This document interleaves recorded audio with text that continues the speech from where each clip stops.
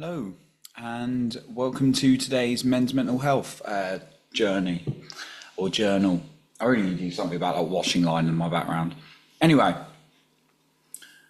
I wanted to talk about a phrase that I'm feeling good right now. I just come back from football and I have great days and or great moments, and I have some really tough ones. And I think my recent video was quite on a down moment with really feeling into that depression a bit. And it's going to come and go like anxiety, and I do have to sit with them. But yeah, I'm feeling good today. And I like to write down what I'm doing, what I'm thinking, what I'm focusing on when I'm feeling good, so I can replicate it more often than not. And for me, there's a phrase that's just really coming to my heart at the moment that really is making sense on a deeper level. And lots of people may not like this phrase because when you hear it, you get it. But it's everything, and it's so true for me, everything on the outside of what's going on in your life is a direct reflection of what's going on in the inside of you. I'll say that again. Everything that's going on the outside of you is a direct reflection of what's going on in the inside. And some people don't like that but I also find it really empowering, and I'll explain why. If you can say things, let's talk about money, for example, something I've been up and down with, and obviously there's certain blocks there because else I'd be a billionaire, right? But if you are someone who's absolutely broke, there is something inside you that doesn't feel worthy of money.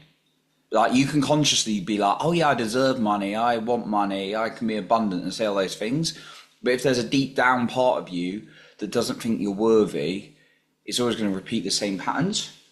For me, one thing I'm working through is I've attracted women into my life in the dating relationship area whereby they're very beautiful, they're very intelligent, they've got a good personality, they're quite fun, which is great. You know, I'm not attracting a toxic individual, but they're very, like, often, and it's a reflection of me, they're emotionally inconsistent or avoidant.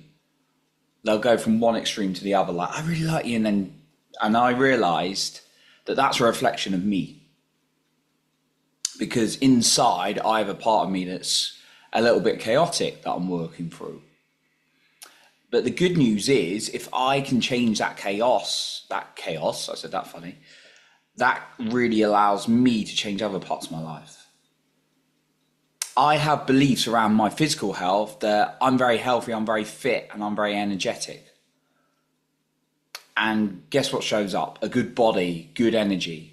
There's other people who have beliefs who may have, like, I've met a couple of people who are actually very good with money, like millionaires. They always have health challenges. And often that's because they got some root cause or emotion or belief around health, or some kind of trapped emotion, because our emotion affects our health, like going on inside. So therefore, physically, it shows up in that way.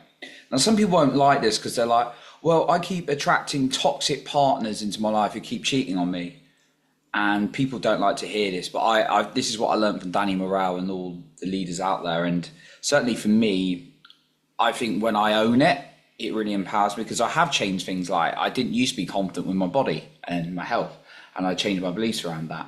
Even with money, like, I didn't think I could earn any, and then I earned a lot in my career and in business and stuff like that. If someone, for example, says, well, it's not my fault inside if I keep attracting toxic individuals. Well, while it's not like your fault of how they behave, or someone does, cheat on you or isn't very good to you, no, that's not you doing those things. Of course not. I know my heart goes out, but it's like there's some part of us that's attracting that in, I believe, that if you look at it, it can really help. Think about it. Like, if you know someone who absolutely genuinely loves themselves, not in an arrogant way, not in an ego way, but like they've got self-love and therefore they're kind to others, and then you see them in a beautiful, loving relationship, that's because they've, like, And unfortunately, some people don't have to work through as much, don't have as much trauma or challenges, right? And they've not got those blocks, and some of us get a bit wounded. And then you're like, why can't I have that? And it's often I see people like, oh, why can't I find any decent men out there? When actually the woman's not worked on her deep, deep wounds. Or a guy's like, and I've certainly been in this boat, by the way, as a guy, like, why is it so difficult to find a woman? But that's because I've been like emotionally unavailable for myself. So how the hell can I expect to attract a high quality woman who loves and respects herself? Like when we start, it's just been a huge realization on a deeper level that when we take ownership of what's showing up day to day, coming back to us, not like, and it doesn't like logically always make sense, but there's a part of us, and I certainly found, I log my results every day. It's like, I will log my moods, and sometimes my mood's not good, but then I'll log my moods when I'm like feeling really good and I'm doing certain patterns. And then guess what? Things start showing up more than not. And I made a video about this one as well. So yeah, it's just a big realization for me. And there are some blocks as a man. Like if I go into depressive spells, so I'm really working through them because there's some blocks. Because I don't want to stay there. I have to honor how I'm feeling and not suppress it. But at the same time, I can't live there. I don't live there, else I'm going to keep I'll keep getting the same results, right?